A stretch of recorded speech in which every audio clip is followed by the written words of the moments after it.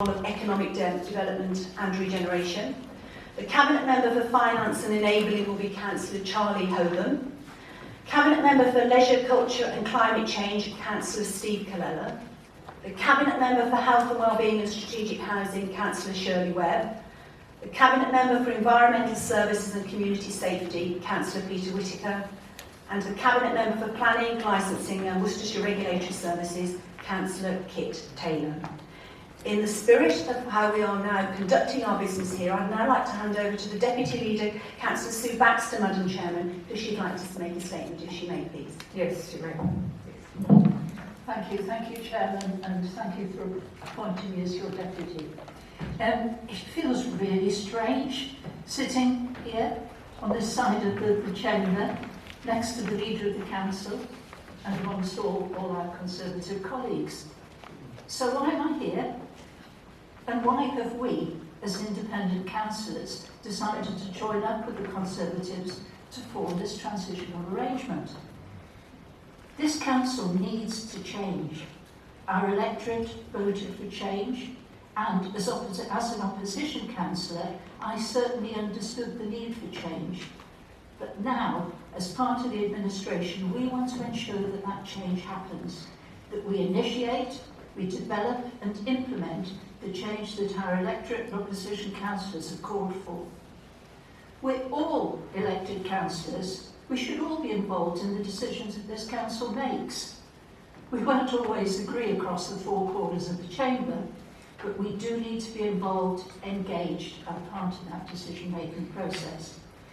We have a fantastic opportunity ahead of us, an opportunity to work across all political parties and groups to build a council that makes decisions democratically, but one that builds on the work that already does to support all of our communities and helps them prosper across the whole of our diverse demographic and geographic district. I look forward to working together with all members of the council over the forthcoming months. It's going to be busy, as we all need to deliver for today while making the changes that we need to make for tomorrow. Thank you. Thank you, Councillor Baxter. I'd like to advise there's been no urgent decisions made since the previous council meeting. So we'll move to item 11. There are 3 recommendations on page 33 of the main agenda and page 3 of the supplementary agenda. So the report will be presented by Councillor May. To Madam Chairman, the report is going to be presented by Councillor Hoban in his new role. Thank you, and I will second it. Thank you. Councillor Hoban. Thank you, Madam Chair. Congratulations to your appointment and congratulations to Mr. Kumar, or Dr. Kumar as well. And welcome to all the new councillors. Hope you enjoy your time here. It is rewarding over the long term, let's put it like that. This is very much a technical requirement. For those of you who are new to the council, it is a legal requirement that the committees, such as Planning Committee, Licensing Committee, Open Scrutiny, are what they call politically balanced. And that requirement means that if you were in a party or a grouping that had 8 seats, you would get 8/31ths of a seat on a particular committee. The committee allocations are as prescribed. They worked out reasonably well. There will always be some give and take that's needed at the end of the calculations, particularly when one grouping has 2.48 of the seats. I think as Group Leader I'd like to thank the Conservative Party for giving up one of their seats to the Independents, and I'd also like to thank the Liberal Democrats for giving up one of their seats to the Independents. The committees are as described on page 3, and therefore I'd like to move this motion, and I believe it is going to be seconded. Thank you. All those in second, please. Yes, happy to second. Thank you, Madam Chairman, and reserve my right to speak, please. Thank you. Okay. So all those in favour? Oh, sorry. Open up to 3 apparently. So, who would like to speak? There is no debate. This It was him who told me there's a debate. this is going exceptionally well for my first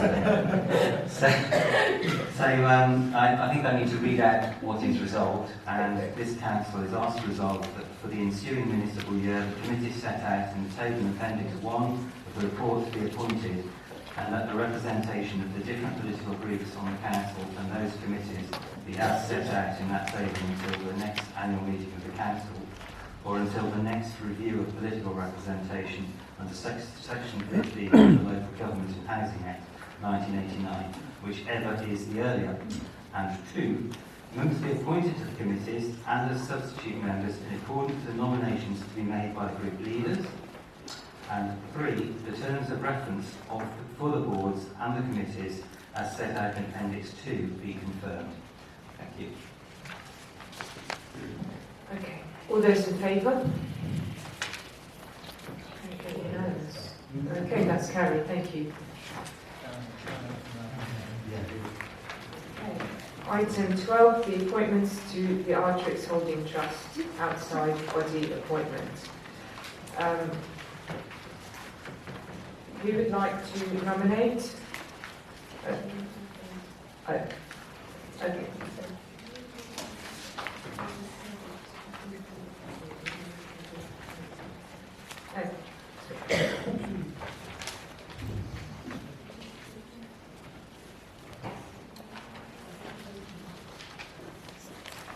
Okay, so the names are in front of you. If we take a vote on block. So who proposes, please? Happy to propose the proposals in front of you with the nominations dated May 2023, Madam Chairman. Seconder? Okay, Councillor Whittaker. All those in favour? Okay, all those against? Any abstentions? It's carried. Oh, sorry, Councillor Peters. Thank you, Madam Chairman. I was going to speak before the nominations, but it doesn't really matter. I was just going to say that the new trustees that were just appointed to this holding trust, which is actually called the Bromsgrove Arts Development Trust, have got quite a lot of work ahead of them. Because looking on the Charity Commission website, it's pretty obvious that that charity has not been complying with the charity law. The charity reporting annual return is overdue by 259 days. The names of the trustees are not up to date, and I know that the Liberal Democrats are asking that this council spends a lot more money on the Artrix when it's up and running, but no doubt at the moment this council is spending money on that building. Someone must be paying for the security, someone must be paying for the insurance, someone must be paying for the utilities. So I think money is being spent by this council, and I hope that these trustees really get to grips with it. Thank you. Thank you, Councillor Peters. Councillor Hunter. Thank you, Chair. Our group was named, so I would just like to offer Councillor Peters, I agree entirely with the sentiment of your statement, Councillor Peters, but I'd just like to clarify, the Lib Dems did not ask that we spend a lot more on the Artrix. What we asked was that we reinstated a subsidy which has been withdrawn, and we still think that that is what is needed. Pardon? Well, that is... Thank you, Councillor Hunter. Thank you, Councillor Peters. Moving on.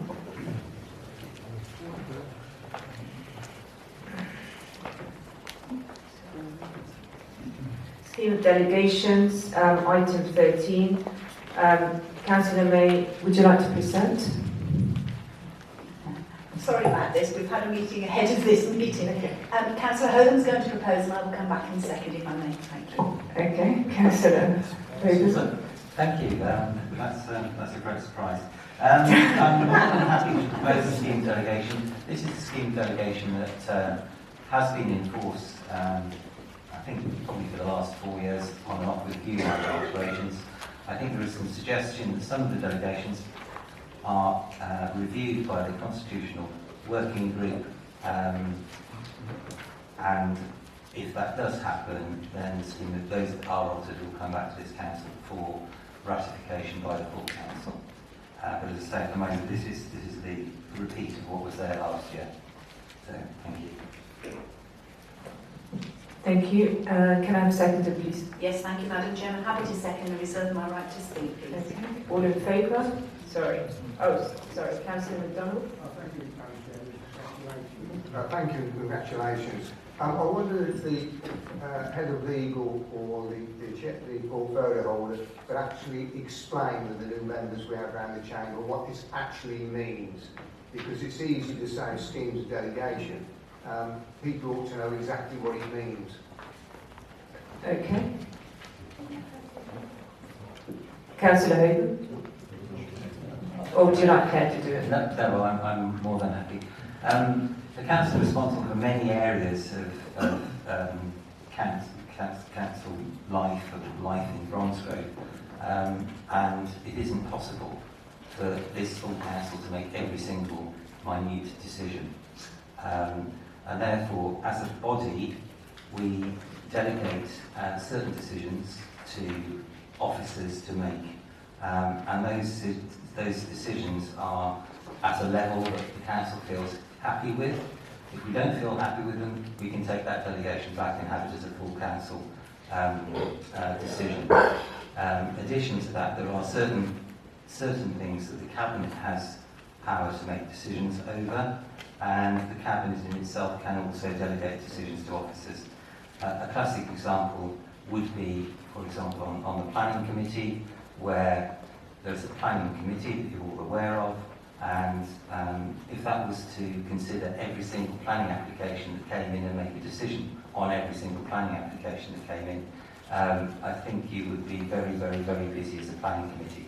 So the more minor decisions, such as whether an extension should be built, are delegated down to planning officers to make that decision along the lines of the policies that have already been approved by this council. And does that explain it? Anybody got any questions? I'm more than happy to answer any further questions. And as I say, if at any time we feel delegations aren't working correctly, then this council can withdraw them, alter them, and they will be reviewed by the Constitutional Working Group to make sure they are still relevant to what we think is the way we want this council run. Thank you. Thank you, Councillor Hogan. Okay, so all in favour?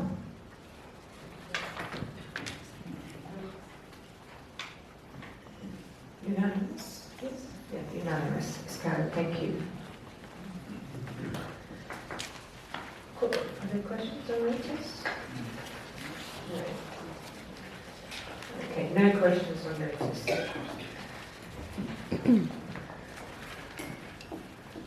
There's one motion on notice that has been submitted, pages 145 to 146 of the main agenda pack.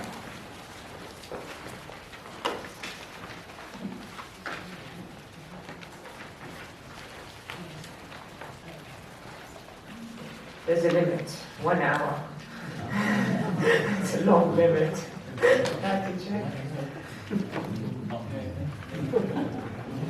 Okay, can somebody propose the motion? Councillor MacDonald.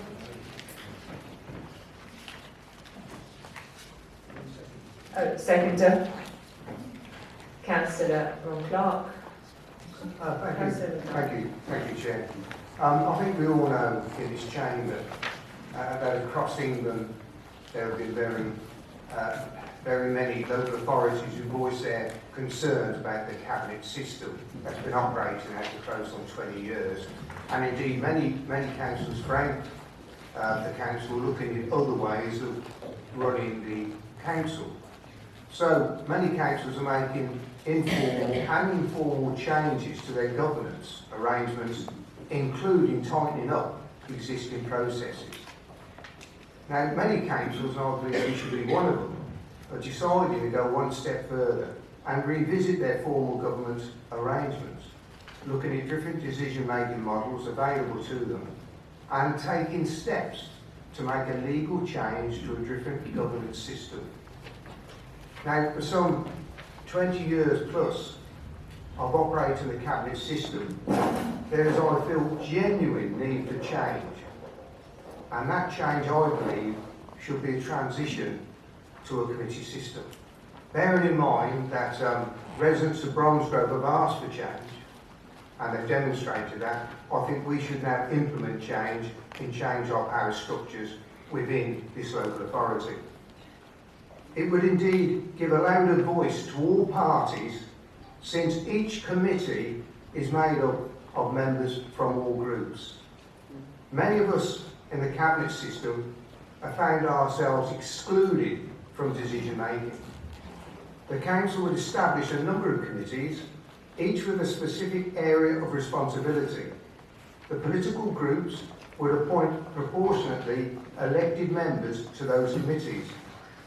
Therefore, more councillors will be actively involved in decision making. Bearing in mind, at the moment, the council really is run by a cabinet of 6. Most of us are distanced, we hardly get a say. And that is wrong, because when we're elected in the ballot box, we're all elected as councillor, not councillor 1 or not councillor 2. We are all equally elected.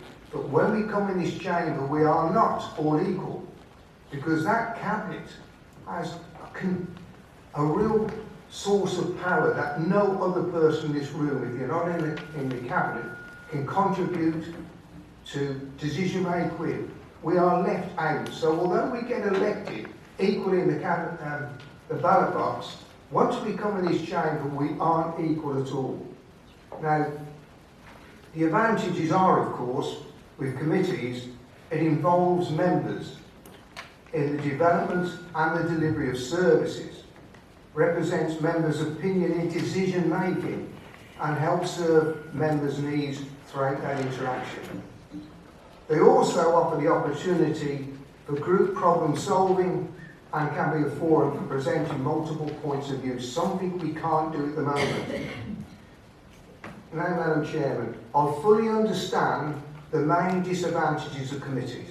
I've been in both over the years, and that is that it can take longer to arrive at a decision than the cabinet system. That is true.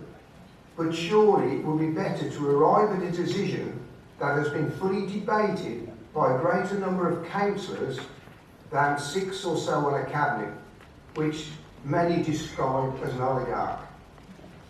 Therefore, I'm putting forward that the overview and scrutiny board, and I'll explain here, I wish to alter the motion I put forward, so it actually reads, we call upon the overview and scrutiny board to prepare a report regarding the transition of the council from a cabinet system to that of a committee system.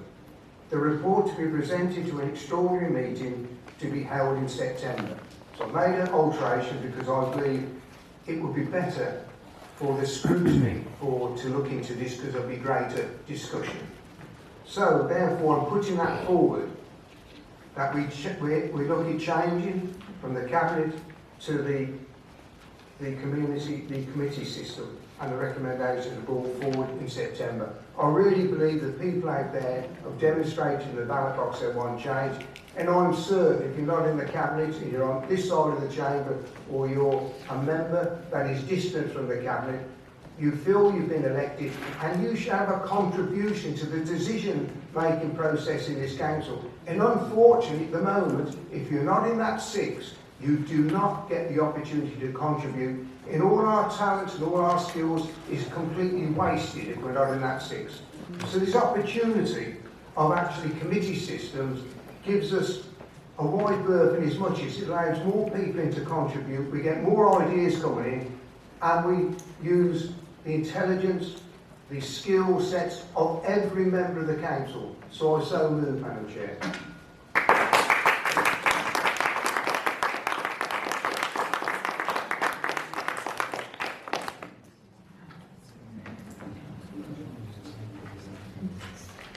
Councillor Ron Clark. Thank you very much, Madam Chairman. Congratulations on your appointments. It will be no surprise to you that I accept the amendment as the seconder of the motion. Madam Chairman, can I just ask for a point of order? I don't want to be impolite to the council over there, but surely if we've had a motion on the papers, and then there's an amendment to the motion, don't we have to vote on the amendment, and then the amendment becomes substantive evidence? It can't be an amendment, Madam Chairman, it's an alteration. Okay, just hang on a sec, please. Through Chairman, it's an alteration as it's been proposed by Councillor MacDonald and it's been accepted by the seconders, so it's not necessary for us to have an amendment on this particular item. Thank you very much, and my apologies, Councillor MacDonald. You put it in writing. Carry on. Carry on. Carry on, please. Thank you very much. And I think we've all made clear that we come together tonight in somewhat, at least locally, historic circumstances. The people of Bromsgrove have decided that no one party should have control of this council after 24 years of Conservative rule. Now, I do hate to burst the jovial bubble that we have here today, so I'll try and be as meek as I can. But I have to be honest about what I've seen in recent weeks and months. The situation is much more dire for the controlling group, and then they seem to have grasped. When I knocked doors in my ward of Rock Hill, people didn't tell me that they were voting Labour because they had an issue that they had with Rishi Sunak or Suella Braverman or anything like that. More so than any other place that I've campaigned before, people were saying, yeah, we need a change at this council, we need new leadership. They told me that they felt this council was failing on issues of planning, infrastructure and so on, and they were voting specifically on local lines to change the political makeup of this council. Now the question for the controlling group now is this: will they merely hope that by 2027 the national picture will have improved and they can sit on their hands, ignoring the clear signs that so much of the discontent is down to local issues? Or do they listen to what the people of Bromsgrove have told us and take steps to reform the way we do things in this council? If this administration and those propping it up want to do the intelligent thing, they'll certainly support the motion before us this evening. And if adopted, a committee system would reflect the message we were sent by voters and by extension embolden the voices of the voters who sent us here. Now the key point to remember, however, is that this system will make our council more effective, more active, more open and transparent regardless of who's in control in any given year. Now the other parties, and we've all spent the last 4 years talking about working together, and I think today is the day that if you really meant what you were saying, you can put your money where your mouth is. Chair, I would request a named vote on this motion, and I remind all councillors that more than ever, I think the people of Bromsgrove are watching what we do here tonight. Thank you very much. Thank you.